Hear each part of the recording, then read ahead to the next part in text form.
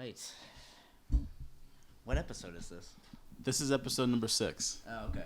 So apologies in advance. We're having a little bit of technical issues with one of our task cams, or Zooms rather.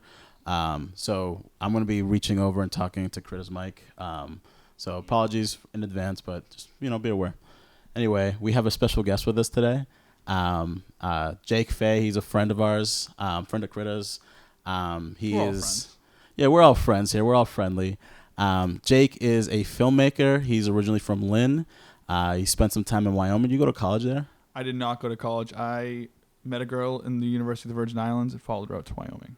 Okay, cool. That's nice. And so he spent some time in Wyoming, and he came back here recently. He's making a movie. We're going to find out more about that movie as we talk today.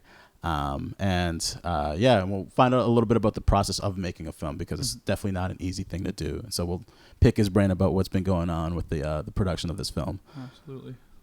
Yeah. So can you talk about the film, like a little synopsis of it? Don't give away too much, but no, give for us, sure. To give more like of a background of the film, I wrote it in film school, my second year in film school at the University of Hartford. And I wrote it as filmable as possible in my mind. So, like, how can I make this movie eventually down the road? I knew I wanted to eventually make a feature film, and not knowing I would have to do it independently or whatever. I just knew, like, if you're going to write a film, it might be tougher to write a Harry Potter series, because how are you going to film that with the budget? So I wanted to make sure I can do this really filmable. So I made this movie about Lynn rappers, knowing that Lynn's a place where people can help you. They cannot help you, but they might help you. So I wrote this movie as filmable as possible with these Lynn rappers. And so it's basically we follow a group of 3 friends. 2 of them are rappers, one of them isn't a rapper. And we just are in a snapshot of their life for about 2 weeks and just see a day-to-day life of these guys, them going to the studio, them going to parties.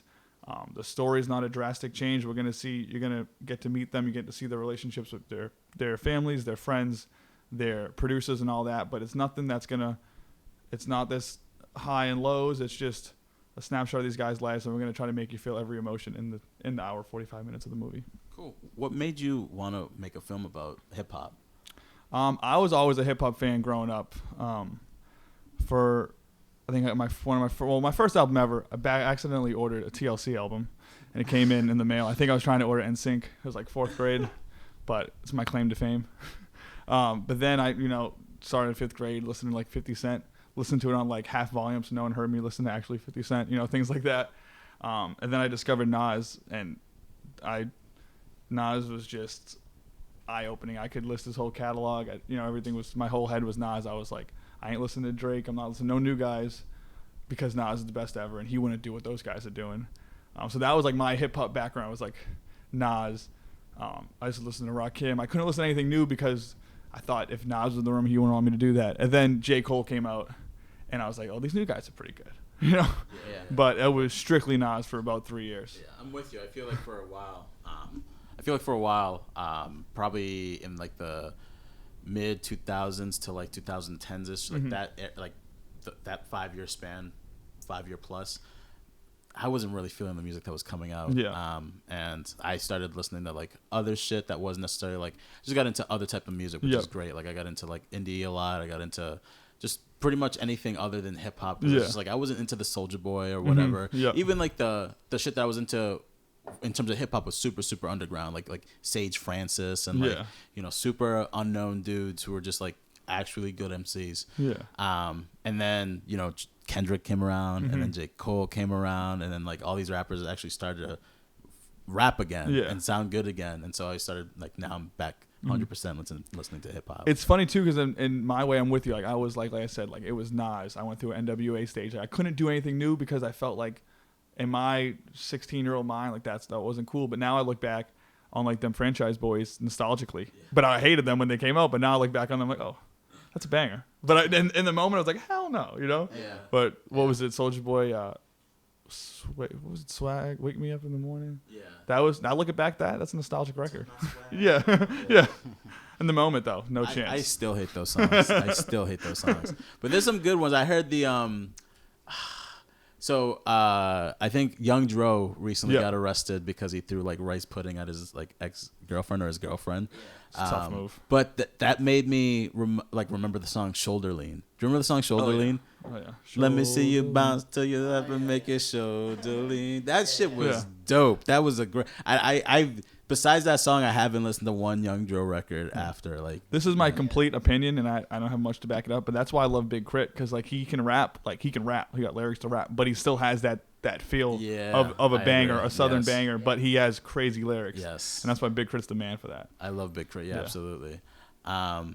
Back to your film, and so let's start to talk. So this film, essentially, in terms of the plot, is just like a snapshot. Like we're dropping into the lives of these hip hop artists.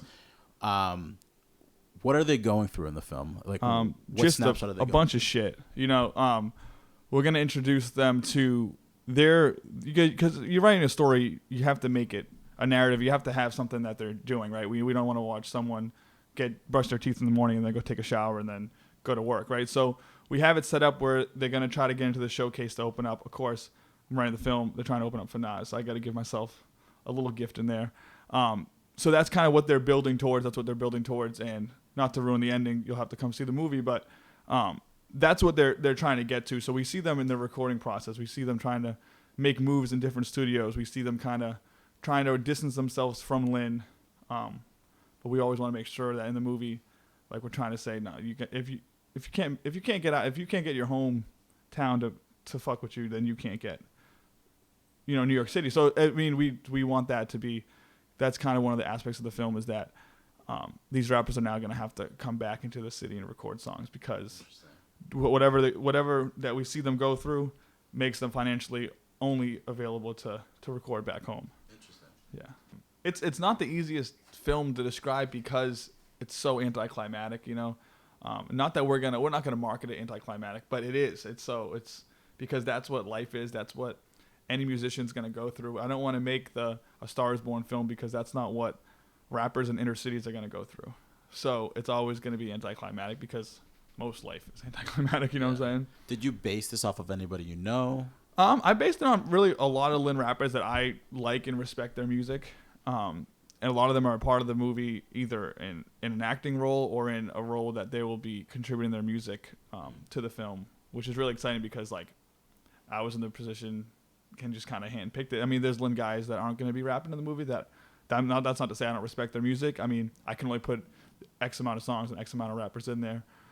But, for example, a kid's name that kept getting dropped who I grew up with, his older brother playing ball, Cleo Jacobs, he's been doing a bunch of stuff out of Salem and Lynn. And he can rap his ass off, and people were dropping his name kind of later into what I was already in production. But I hit him up, and he's going to play a small role that has nothing to do with a rap in the movie. But I think that's just cool to get as many rappers as possible because they're the inspiration behind this film, so they need to be at every corner of the film. So are you using local rappers in the movie? Yes, there'll be a few. We started table reads actually with one of the characters who's absolutely just full in on this, and it's just really cool to see is Michael Adamlon. He's a Lynn rapper. We've already sat down for 2 table reads with him last week, and he's just practicing his craft and getting this all ready. He's just 100% jumped in on this, and it gives me so much more confidence with any of the actors because when you have someone like that, just with their energy, that's going to rub off on everyone else at every table read, every meeting, which is exciting. And the dude I know if he hears this, he doesn't put a ton of music out because he just wants it to be right, but that dude, he can rap his ass off. You know what I'm saying? Like he's not a well-known rapper in Lynn because he's not putting tons of music out. People know he raps, people respect him for what he raps, but if he has, I was over the house, the dude got like 200 songs just hidden, and they're really good music, like high quality. He's actually learning how to mix right now and engineer his own stuff. He has a studio at home. Like, that dude can rap, and I wish, if you listen to this, I wish he put more music out because it's there. He has it in a file. Does he have anything out that we can find? He has some stuff on SoundCloud and a bunch of other faces. A few stuff on Apple Music now. Is there a reason why he doesn't put the music out, or? He kind of told me that he just wants to make sure when it's out, people are gonna hear it. He said he doesn't like putting stuff out. Do you think he does it for him? Like he raps mostly for himself, or like? I wouldn't want to speak for him in that, but when you're making that much music and you aren't putting it out there, that dude just enjoys making music, which is so organic, and like it's cool to see that. I mean, he's to sit on this many songs, and that's just like a lot of dudes want to pump that out, but he either wants to make sure the timing's right, he wants to make sure the vocals are right and all that, but to sit on that many songs and just be so much about the music like that. Dude comes home from work and just gets in the studio every day. It's just cool to see. What was his name again? Mike L. Mike L. Yeah. Okay, well, we'll have to watch out M-I-C-L. M-I-C-L. Yep. Gotcha. Well, we'll have to be on the lookout then. I'm interested to know because like I also do like writing, like screenwriting, and I'm curious in terms of writing when you're writing. In terms of writing for a rapper, like your writing character is a rapper, do you write the raps in your script, or do you have the rapper write the rap? But you like, what's your process with that? So what I did with this feature script is there's a freestyle part, and I describe each character and what they're gonna freestyle about, and also once we get on set and once we're doing more prep work, they'll be able to, understand their character, understand what their character is gonna be freestyling about. And as far as songs, I have songs in my head that I know the rappers have. So I would describe the song with three bullet points. So it would be like, Winston steps into the studio and raps, a few other descriptions, and then it would be song is about 1, 2, 3, and just describe what the song would be about. Because I couldn't rap, you know what I'm saying? I wouldn't want to put that in there and make the script itself or the story itself lose officialness from it. Yeah, I'm with you because it's like. It's not like you practice to be a rapper. Yeah, exactly. So like whatever you write is, it could be great for what your capabilities are, but you're no rapper. So it's like, I wondered that also in terms of when you're writing. Yeah, I took it, actually, I was reading the 8 Mile script, and that's what they did. When it got to a rap scene, they listed it 1, 2, 3, and I just took it straight from there. I think that was the perfect way to do it. So if someone's reading the script, they can understand what the song would be about. They're not going to listen to, because if I had to, do three pages of lyrics, that's going to mess up page counts and all that. So I just 3 bullet points. I think that was the easiest way. How long did it take you to write the script? I would say I did it I was doing 10 pages a week for about 15 weeks. And then I've been hacking away at it for about about 3 years. Every time I read it, some sort of dialogue might change. I originally had the script at 122 pages. I call it the director's cut script. We're shooting for 10 days. So I had to cut that down hugely. So we're down to 99 pages right now. So I cut off 23 pages, which is a relief to me. Just now we can move a little quicker. And so any stuff that wasn't really moving much forward, there was cool dialogue. It was some cool scenes. Just had to go, just to make this more filmable in every way. But yeah, so I was shooting I was writing about 10 pages a week, which was a pretty fast pace, but it was cool because you always go back and edit stuff. Yeah. And you get ahead sometimes. Sometimes you write 20 pages in a night just because you're grooving, and then you wait 10 days to write your next one. But it was a really cool process to do that. That's awesome. So how are you funding the project? 100% through my wallet. Yeah, that's awesome. So I graduated down the Virgin Islands with my master's in this past May, so May of 18. Worked the summer, just started saving up for it, moved out to Wyoming. I was teaching out there at a social emotional behavior program, and I was working part-time as a fry cook, and that was my spending money, and rent money was the fry cook stuff. Saved the whole teacher salary, came home here, started coaching basketball, and then just been driving Uber like a maniac to get to the number I know I want to get to in my head, so that we have the most. I keep telling people the budget isn't $250,000; it's not $1 million, but this movie is going to look like it. We're going to have the crew that's a $1 million budget crew, because people are believing in the script so much that they're taking less money to work. They're still getting paid really well, but I want to make this budget that's somewhat smaller look like we're shooting on a $500,000 budget, which the momentum we have right now, it's going to be that way for sure. Cool. Yeah. That's awesome. What about when it came to like finding the crew for your film? How did you go about the process of finding the DP and all the other crew members that you need for this film? Yeah, so I used New England Film, which is a good one. It's a website you can put out paid casting calls, paid crew calls, and things like that. And you put out like you need a DP, and you're gonna get like I would say close to over 100 emails from people that it's almost like a default. Once they see it, they do it, and then they ask about the project after, and you give a description, but these people want work. They and the talented people, they want to work. So I got a bunch of that, and you email people back and forth about the script, and they might be coming from LA. I had a guy from Russia who wanted to do DP on this. and just that's going to be tough to fly a guy out from Russia. So I found an article on the internet. It was women in film in Boston. That's where I found my DP. I reached out to Catherine Castro, who Boston, New York, both. Like she splits time between the two, and I found her through that. And then some other crew people, just weird connections. You call a few people and they hook you up. So I got hooked up with Edwin out of Hop Top Films, who brought on a gaffer and a sound engineer, and also just hired an AD yesterday. So a lot of just through, you meet good people and you just kind of roll with it. And so this crew right now, like this core crew, they've worked together on a few features, so they're gonna step on set and know each other, and which is just exciting for me. And I kind of just walked into that out of nowhere, and it helped out. You know? Yeah, that helps a lot. Just having that, like chemistry that's already been there before. That's awesome. Yeah, it's really exciting stuff. Like I met with I hired my assistant director yesterday, Paul Taft, and he was telling me about our gaffer, and he was just like that dude's like the best dude in New England you got. And I'm just like, so no matter what, the film's gonna look unbelievable. Now it's on me to get performances out of people, which I think we can definitely do. Yeah. And in terms of that, like, what's your process like for, like, you know, have you directed before, and like, what is your process when it comes to like directing an actor? Yeah. So I directed a lot of stuff when I was in film school, and then I was off for the year doing my master's and playing my last year of college basketball. And then I did no work in film this past year, living on Wyoming. I was just producing this film.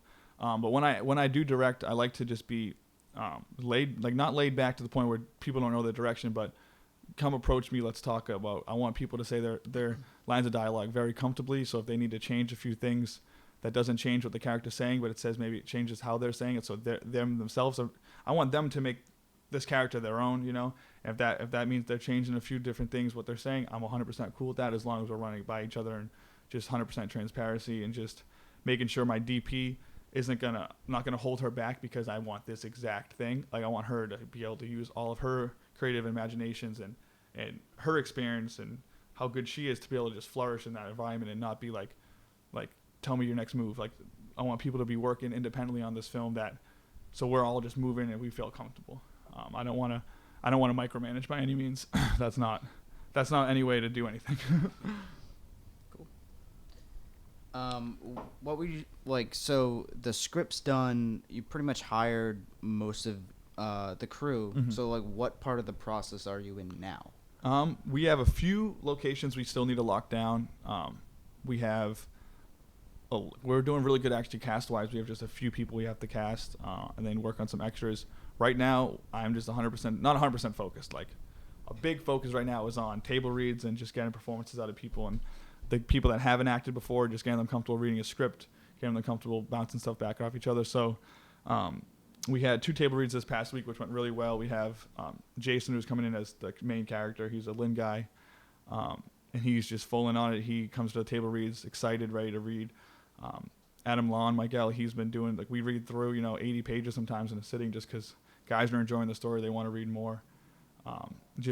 Casting another guy, Emmanuel. He's a kid from Lynn. He's playing a smaller role, but he came and just wants to read the script. He loves the script. He wants to read it. He wants to work on scenes. He's willing to read other parts just to help out, and that's the energy we need out of everyone. And it's time to really get that snowball effect in a positive way downhill. Cool. When do you begin shooting the thing? We're going to start shooting. We shoot October 11th through the 22nd. So it's going to be 10 days.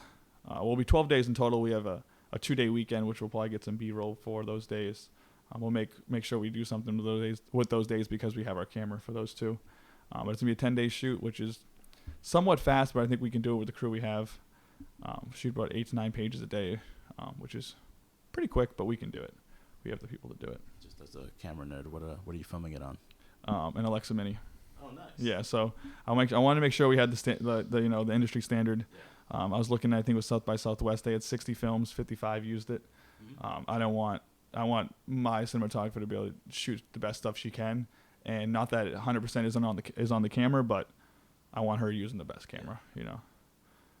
It'll be cool just to see Lynn in an Alexa Mini. Yeah, that's really cool. So in the process, what has been the hardest part? The hardest part, I guess, is there's just, like I said, I wanted to make this filmable, and I got down to the nitty gritty, and I started really getting everything done. And I gave myself, 16 months to get this everything moving. But there's so many moving pieces. I think that's the hardest part is, getting the rest of this budget made, but also sitting down to do table reads, also hiring the rest of the crew, getting people. We have people coming from Connecticut, Rhode Island, Boston. So to get them to make sure that these guys, even for these smaller roles, still come down for at least one table read, so they're not coming on set, not meeting the person that they're going to be acting with. So that's been a little tricky. Like I said, people are getting really good energy for these table reads. I think people want to do table reads, especially as an actor. You want to sit down and get comfortable with the script, get comfortable with the people you're acting with. Locations are always tricky because with a small budget film, you're not going to be able to really pay people. If you are going to be paying people, it's going to be a really small amount. I guess to answer that question, a really long part, one part is educating people on the production value we're going with. I think it's really tough. You go into a restaurant and you ask them if we can use their space. And I think coming in as a Lynn filmmaker, they think you're going to come in with a tripod and a camera. Yeah. We're coming in with a 20-person crew, a 3-ton grip truck, actors, catering. I mean, this is going to look like a Hollywood feature. And I want to make sure people know that so they're not saying yes to the space, and then we show up and they're just like, what is that? You know what I'm saying? Yeah. It's going to be a really big production, which I'm totally excited about. I just want to make sure people know the size of it. Yeah. It's a big thing. Has it been difficult, like locking down locations? Not difficult. I think in my mind, I have a little fear of going in to ask people because I said like we're coming with this big production. But once I get through the awkwardness of just go do it. People are just really receptive to it and want to be part of it in any way. We just locked Typico not Broadway, on Neptune Boulevard, and going in there, I was a little nervous because I was just going there dry, saying, can we film here? You just don't want to do that, and they were so cool about it. They gave me a free lunch. They got and Typico, you need the movie. That's a Lynn staple. You know what I'm saying? You got to get that. So to get that done they were so excited about it. It's just like a relief. So I think I just need to roll with that sort of momentum and just know that people they want to help. They want to be a part of this. They want their business in the film because we're going to try to make this an international film. We want to go worldwide.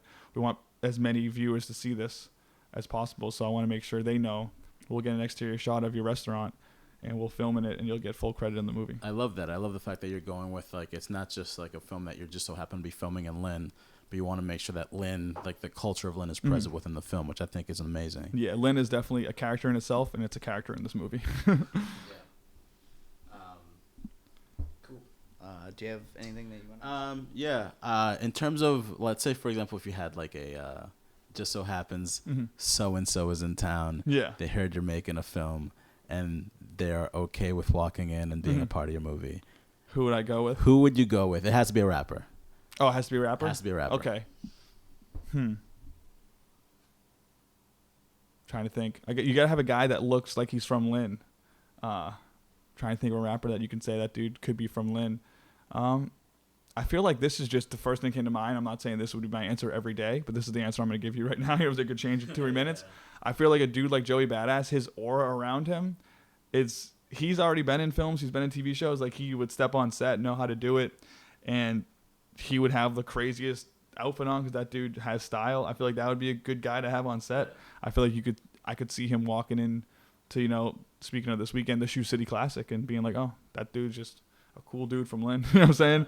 I think that would be a cool guy to get on set for sure. Whenever I can name drop Nas, because I want Nas to watch this movie. I want Nas to be a part of this movie. I want him to distribute it. It'd be great to get him there. Is there like a movie that inspired you to make this movie? I would say, so I remember there was 2 movies I used to watch like in middle school, and like I was really getting motivated to go play in the NBA. That was the dream. You wanted to play in the NBA. I would stay home from school and watch Get Rich or Die Trying and Through the Fire. Was a Sebastian Telfair documentary.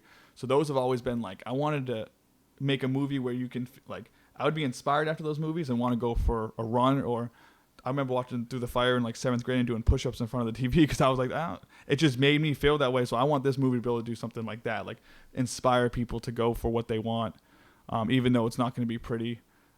If they have an ambition, follow that ambition, even if some people think it's a blind ambition. But as far as like music movies, the movie Once which is like a singer-songwriter who moves off. It ends with him moving off to London. He's from Ireland to London. We don't know if he ever made it big, but we know he went to go try. The same director did Sing Street and Back Again, which are all music movies. And the way he incorporates music into it is almost like it's in the story, it's in the world they're in, but it comes once the song comes on, it's similar to a music video, which I thought is really cool. And we're going to try to go on that same route with the music in our movie. So those are definitely some stuff that's inspired me. So say, for example, this podcast, people actually are indeed tuning in and watching, and they're like, holy shit, I really want to know more about this movie, and like maybe I even want to be a part of it somehow. Yeah. Is there opportunities for people to be a part of this movie in terms of like, I don't know, extras or any absolutely. We have, like I said, we have these shots in Lynn restaurants. We'd love to have Lynn represented. It's a diverse community, so it wouldn't make sense to have 10 white people in Lynn House at 2 a.m. It wouldn't make sense to have 10 of any sort of ethnicity in a building at any time in Lynn, because Lynn's so diverse. So we want to make sure that we're covering every ethnicity in Lynn, and we're making sure that you see this film and you're like, oh, like if you're from Lynn, I want Lynn people to fact check us. I want people like, no, that's not how Typico works in the morning. That's not how Lynn House would be at that time. I want to make sure we make these places 100% right. I want to make sure if we got, an exterior shot of someone walking down a street, it's like, yeah, that is Lynn. That is how it's done. But yeah, you can go to the website B Team Inspired Cinema and contact me and just see where you want to go with it. We want to make sure that people that are motivated and energized about the project are going to be a part of it. Cool. Absolutely. Is there any? So this is primarily a music podcast. So is there anything that you're listening to now? Yeah. So what's your go-to record right now? Go-to record right now. I've been listening to a ton of Jack Sims, singer-songwriter. I don't know where he's from. Doesn't have a lot of followers on Instagram, but just very emotional songs, and they're fun. They're fun to listen to. Sometimes they're fun to listen to. Sometimes they hurt and they cut deep. It's the funny thing though. We did a table read the other day, and I just met the guy Emmanuel who's going to come in and play a role, and we were leaving the house that we did the table read at, and we were pulling out at the same time. We were on in Wyoming Square next to each other, the light. And, here we are practicing lines for this movie about hip-hop, and I'm listening to some singer-songwriter, and I don't want people to think, oh, this guy's making a movie about rap, and don't listen to rap, because I do listen to rap. Lately I've been listening to Snail Mail, Hockey Dad, things like that, which aren't rap records, but that is just, music is what you listen to when you're in the mood for something, right? Like, if I'm going for a run, I've been listening to Big Crit's intro on his new album. It's just like, you're having a really bad day, you put that on, you feel much better. But I still listen to a ton of rap. I've been listening to a lot of indie rock lately, just to be honest. But I still do a lot of rap. Yeah. Nas's new album, Lost Tapes 2, I've been listening to a bunch of. I always appreciate people who are like eclectic with their music too, because if they're just into like one thing, like it's like a one-dimensional personality. You want a little bit of, know a little bit of everything, not just like one thing. So I always appreciate my music taste is also eclectic, although lately it's been more eclectic for like the type of hip hop that I listen to. Gotcha. I think before, when it came to listening to hip hop music, was always like I needed to listen to this. Like this shit over here is trash. Yeah. And that's what you guys listen to, but like I listen to this. Yeah. Now it's like I listen to pretty much everything. Yeah. And including that goes with other genres of music also. But yeah. I'm not here to badmouth Drake. I like Drake. I think dude's incredible what he does. But I put the care package on the other day just to listen to it, because it's a bunch of songs that you can only really hear on SoundCloud back in the day. And I got like 5 songs, and I'm like, I'm not in the mood to hear this dude brag. And I just shut it off and played some damn near depressing ass, indie rock, because I'm like, that's the mood I'm in right now. Not that I'm depressed, but I'm not at a point in my life where I'm like got girls sitting on my phone and going to the club. Like I'm driving Uber on Friday and Saturday nights. I don't need to listen to this dude brag. And like there's times to listen to that. You know what I'm saying? You're a little lit, whatever. You want to listen to some good Drake, but I put it on because everyone's putting it on Instagram, whatever. So I was like, I'll give it a listen. I'm like 5 songs and I'm like, that's not the life I'm living right now. I gotta go back to my music. Yeah, exactly. Sometimes you can. Sometimes you can't. Yeah. Is there stuff you want to ask? Or? Yeah, I'll just go off the top of the question here. So, when you made this film, did you have any sort of like intended audience in mind? I feel like I can answer that. It seems like it's very Lynn centric, but yeah. What was your intended audience for this film? So I want it to be anyone that is I want to say inner city, right? Like anyone that grew up in the inner city, but it reaches out to rap now. Everyone, so many people are rapping. Not to downgrade that, like everyone's rapping, like that doesn't make it watered down. But so many people are rapping in inner cities, but also in the suburbs, also in towns. Like I was living in Laramie, Wyoming, and one of the cooks I worked with was rapping. He was a rapper. You know what I'm saying? So everyone's doing it. So anyone that's ever been in contact with a rapper that's not famous, that knows it's good music, like that dude can still make good music, it's not famous, I want them to be able to watch this movie and learn more about what that person might have been going through while they're making those songs, but also just being like, that's a good song. I never heard it in my life. That's a good song. It's not going to be on the radio. It's not going to be, on big music channels and all that, but it's a good song. Like I always give the example of, you can go to a coffee shop on a Saturday morning or whatever. You can go to a bar in Salem and listen to a person play the acoustic guitar, listen to a rock band that has, no following, but people are there. They listen, they clap, they dance. You can't really. I mean, I'm saying this a little bit ignorant because there is some stuff in Lynn where people go open mics and rap and all that, but with rap it's so competitive. It's like, why would I listen to him if he's not famous? He needs to be famous before I can listen to him. Not knowing if you like what he's doing and you listen to him, he might become famous. Yeah. But it's so competitive, and even more competitive because Lynn's such a competitive place. I play Division I basketball. I go to the park just to hoop, and someone's trying to take my head off because they want to prove to me that they could have done it. Which, I mean, I don't mind that. That's good. Competition's good, but it's the same way in the rap game, right? It's like, oh, he's recording at that studio, like he ain't even that good, But it makes for a better product, I think, and that's why I think Lynn rappers are so talented and so good, because it's tough to rap in Lynn because there's a lot of people doing it that are really good. Like someone might post something on Facebook, and I'm like, oh, another Lynn rapper I play. I'm like, damn. And I might be a little biased because I'm from the city, and I respect Lynn rappers, and I think there's some really talented people out there. But I'm like, I might just randomly listen to a Lynn rapper I don't know from a hole in the wall. I'm like, it's a good song. You know what I'm saying? When it comes to Lynn rappers, who you currently listen to? So I grew up with C. Wells from 5th grade, CYO. He's always been my guy. That's always been like one of my favorite Lynn rappers. So C. Wells, I mean, I remember in high school we would drive to the Middle East nightclub when we were underage. We were 17, and he would go perform at the Middle East and open up for people. So that's always been my guy from day one, and he's always just made really quality music. He's taken his music to another level, which has made Lynn people match it, right? Like he's made songs with Dave East. He's had really big hip hop producers on his tracks. He's put money into his craft, which is so respectable. That's what I'm doing with this movie right now. That almost gave me more confidence to do it. Like he's ambitious with his stuff. I gotta be ambitious with my stuff. So he's a guy that I've always listened to, and just if you know me, you know that I will push Sewell's music down your throat because I believe in it. Day 3 at Fordham, these guys are my teammates at Fordham. We're all Brooklyn guys, Queens guys. They were gonna try to play whatever in the locker room. We'll listen to Sewell's today, boys. You know what I'm saying?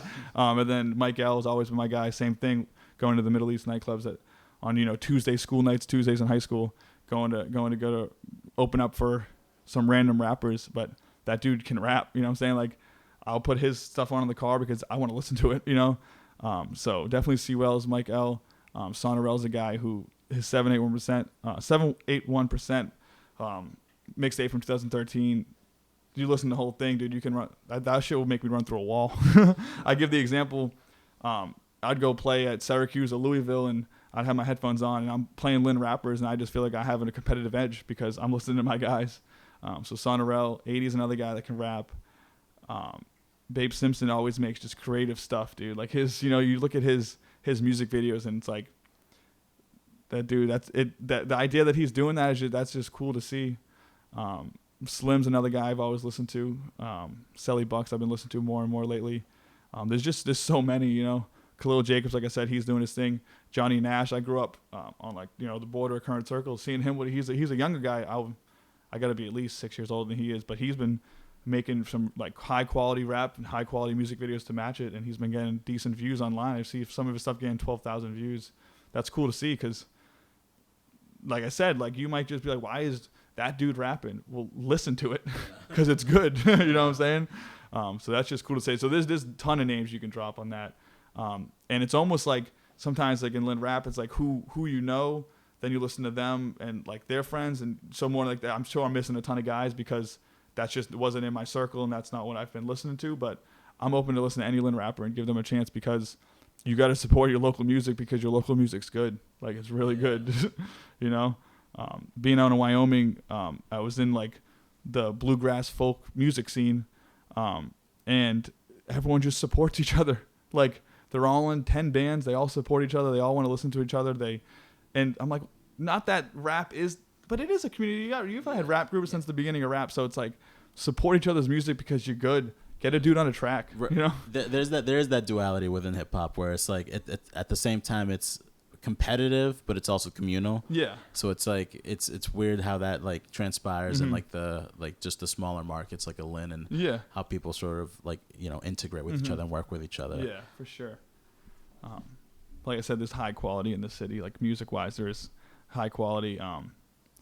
If you're from Lynn, you have this weird pride in your city, whether that's any sport or with your music. And I think with sport, it's even more. It's like if you went, you know, played college basketball from Lynn, you're almost in like this brotherhood. And I feel like sometimes that's missing in Lynn rap. And hopefully, with this movie, we can bring it together a little more. Not that that's like my 100% goal, but I think that's something that can happen organically through the process of making this movie. I'm already thinking of, you know, credit music, and I'd love to get, you know, me and Miguel talked about this the other day, get a song where we got, you know, 10 Lynn rappers all going back and forth on a beat for 3 minutes while the credits roll. It's not going to be easy to get those guys together, but we're going to try our best, because that's something that we want to make. If I didn't write the movie that well, which hopefully we did, everyone's been giving good feedback, no matter what, every 10 to 15 minutes you're going to hear a really good song in the movie, you know? So take some pressure off me. I think I wrote a good piece, but either way, you're going to hear good music every 10 to 15 minutes. So if you want to come see the movie and you're like, Jake Fay can't write a movie about our inner city, that's okay. That's your opinion. But at least every 10 minutes, you're going to get a really good song. Okay, good. This is a consolation prize for all else fails. Yeah. Absolutely. Before we ended it, I wanted to take it back to one thing that I am like really proud of you for doing, because it's not easy to do, and just kind of circle back to it so we can like expand on it a little bit more. Is like the aspect of you like saving up, like how much? First of all, how much is your budget for this film? So we'll go in with it, and it's put an asterisk next to everything. We'll shoot with about budget for 10 days.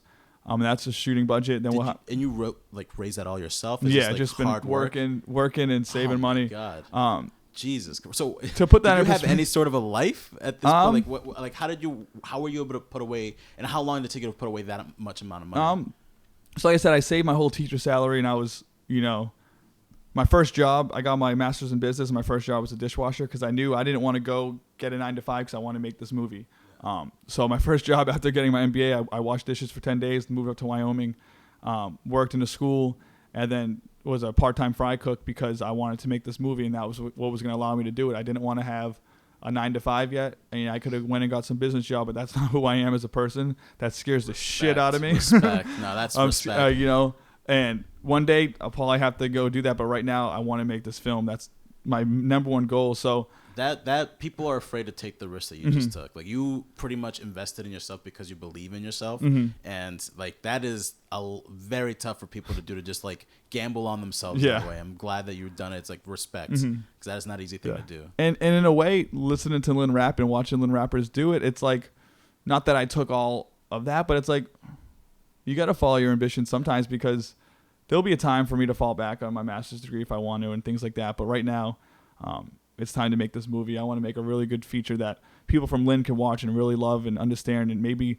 you know, they'll understand, Lynn House Late Night, that makes sense, you know, but also anyone in the country, hopefully anyone in the world, can relate to this movie and appreciate this movie, because the music's going to be so good, because it's going to be shot so well and so professional, and the actors are going to do such a great job that anyone can watch it.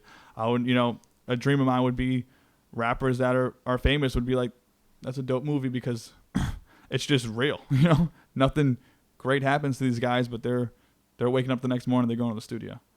So that's what I would love. That's my vision for this movie, is for people to watch it and be inspired to do something with their dreams. You know, it's not a Disney movie. Don't come into this movie expecting to have a lot of feel good parts, but make sure that you're gonna watch this. You're gonna feel a ton of emotions, and you're gonna hopefully wake up the next day and go for something. Either if that's your regular job, you might wake up a little earlier that day and make, I don't know, anything. You know what I'm saying? I just want people to feel emotions from this movie in every way.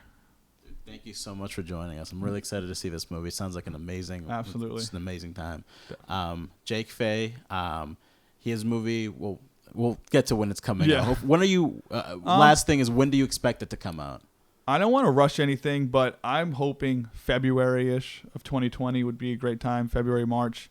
I want to get ready for the festival scene, so I want to make sure if there's a festival submission we need to get into something early. Not that we'd rush it, but I want to get, because when you have this many, it's a big cast, it's a big crew. They put in time and effort into this. I don't want to make them wait to the summer. I don't want, you want to make sure that I'm moving. I want to move quick with post-production work. Make sure we have the best sound engineer on it. Make sure we have a really good color correctionist. Make sure we're marketing it right. We have a great poster, but that I'm moving at a pace where people aren't like, I worked on a movie 3 months ago. What the, I haven't heard back from the director. I haven't heard back from no one. 4 months, 5 months go by. I want to make sure we're moving at a pace so people, so we can get, because the momentum's going really well right now. So I want to work at that pace the same way. Once we get, some still shots out of us on set, I'm sure when people see how large, like I said, the production's going to be, that's going to get even more momentum. So I want people to be able to see it. Hopefully February, March of 2020 would be great. January, even if we could get it then. Just want to make sure that we have all our bases covered.